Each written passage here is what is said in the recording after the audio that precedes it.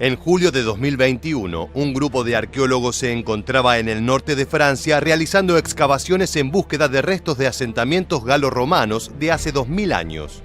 Su búsqueda los enfrentó con un pasado mucho más reciente y trágico: el campamento de prisioneros de La Glacière, instalado al poco tiempo de la épica victoria aliada en Normandía.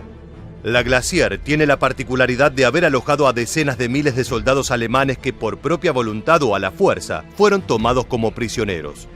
Esto desencadenó la primera expedición arqueológica sobre la Segunda Guerra Mundial llevada a cabo en Francia. En esta entrega de Historia Militar, queremos contarte cómo fue el proceso de aprisionamiento de cientos de miles de soldados nazis luego de la victoria en Normandía. Acompáñanos para conocer todo al respecto. Helmut Römer era un joven soldado alemán de 18 años y fue uno de los primeros nazis en enfrentarse cara a cara con la invasión aliada en el corazón de Europa, en la campaña que tuvo como momento histórico el Día D. Römer no se encontraba en las playas de Normandía, pero estaba despierto la noche anterior, cuando las primeras tropas aerotransportadas atacaron. La noche del 5 de junio de 1944, Römer era guardia en el puente Pegaso, ubicado en el canal de Caen. El joven esperaba otra noche de rutina, pero desde los cielos llegó un rugido. El vigía supuso que una nave había sido derribada, pero de repente divisó deslizadores capaces de transportar hasta 30 soldados. Las embarcaciones tocaron tierra y bajaron cientos de soldados británicos con la cara pintada de negro que abrieron fuego de inmediato. Römer no fue heroico, se limitó a gritar el aviso, encender una bengala para alertar y se dispuso a correr por su vida. En retrospectiva, fue una decisión correcta. Bajo la operación Dead Stick, las fuerzas aliadas decidieron que los puentes a lo largo del canal y cerca del río Orne debían ser tomados, ya que eran utilizados por los alemanes para enviar refuerzos. Eran puntos de importancia estratégica y ningún joven inexperto podía interponerse en su camino de liberar a Francia. El caso de Römer fue uno de los cientos de miles de alemanes que vivieron uno de los momentos más sangrientos e importantes de la Segunda Guerra Mundial. Si bien su relevancia suele opacar otros enfrentamientos igual de o incluso más cruciales, el Día D pasó a la historia por buenos motivos. El proceso de liberación de los territorios de Europa del Este fue largo y penoso. Luego de los desembarcos del Día D, las rendiciones alemanas fueron constantes pero de escasa cantidad. Para el 9 de junio de 1944, solo 4.000 soldados nazis habían sido tomados prisioneros. Al cabo de 9 días, la cifra aumentó a 15.000 y para fin de mes la cifra total fue de 47.000 personas. Los siguientes meses fueron fluctuando. Muchos alemanes murieron por heridas y falta de suministros para cuidar a las víctimas de ambos bandos. En total se le atribuye a la campaña de Normandía un total de 200.000 prisioneros del Tercer Reich.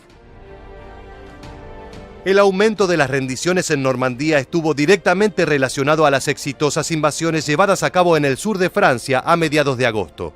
Las tropas alemanas operando dentro de territorio francés comenzaron a quedar aisladas y sin comunicación ni suministros, en pésimas condiciones para resistir la cada vez más potente avanzada aliada.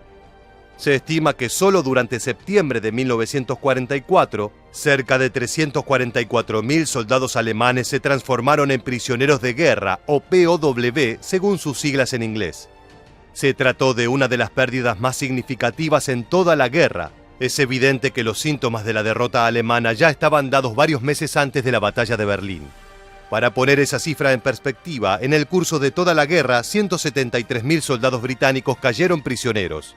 En un mes, Alemania perdió el doble de tropas. Luego de los desembarcos del Día D se organizaron campamentos para prisioneros de guerra alemanes. Después de tomar Cherburgo y la península de Cotentin, los aliados dejaron de enviar prisioneros a instalaciones fuera de Europa. Así es como surgieron complejos de campamentos como La Glacière, establecido por autoridades norteamericanas en agosto de 1944. Ese fue el primero de varios campamentos similares instalados en la región, y en agosto de 1945, exactamente un año después de su puesta en funcionamiento, fue entregado a las autoridades francesas para llevar a cabo los procesos correspondientes. La Glacière finalmente fue cerrada en octubre de 1946. Estudios de fotografías y documentos de la época muestran que hubieron numerosos campos de prisioneros en la comunidad de La Glacière. Cada uno era denominado con algún tipo de referencia, pero su identificación se hace más complicada ya que al pasar a manos de Francia, la mayoría de estas instalaciones cambiaron de nombre.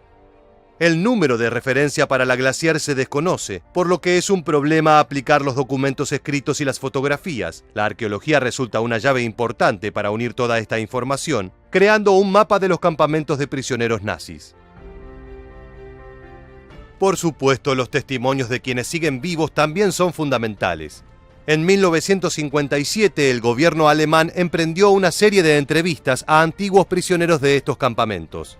Uno de ellos describió que luego de la registración, se formaban grupos de 6 prisioneros al azar para vivir juntos. Por último, se les entregaban elementos para levantar su propia carpa. Según el antiguo prisionero, estas carpas no eran a prueba de agua, por lo que tenían que reforzar el piso con cartón y latas vacías de maíz. En las excavaciones se pueden ver los pozos y las delimitaciones espaciales de cada carpa y de las estructuras para los oficiales norteamericanos.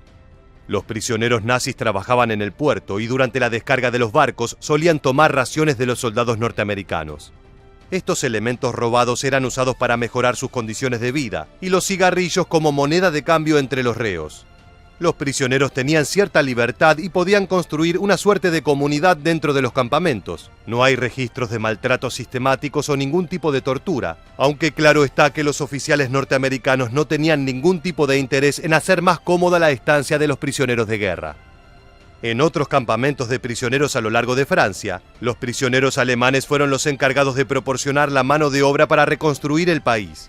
Se estima que 1 millón de alemanes participaron en estos trabajos, y todo provenía de campos manejados por Estados Unidos hasta 1946. Si bien la comida era escasa y el trabajo en el campo era duro, para muchos prisioneros esto era mejor que ser enviados a su patria devastada, donde no había ni alimento ni empleo. Más de 2.8 millones de soldados alemanes se rindieron en el frente oeste entre el día D y los últimos días de abril de 1945.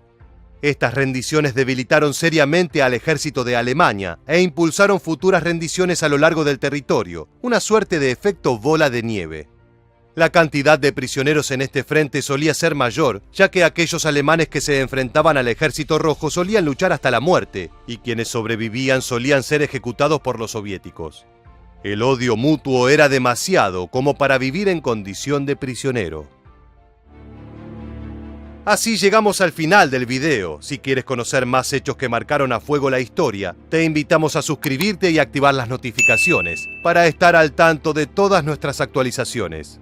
Por el momento nos despedimos hasta la próxima entrega de Historia Militar. Gracias por acompañarnos.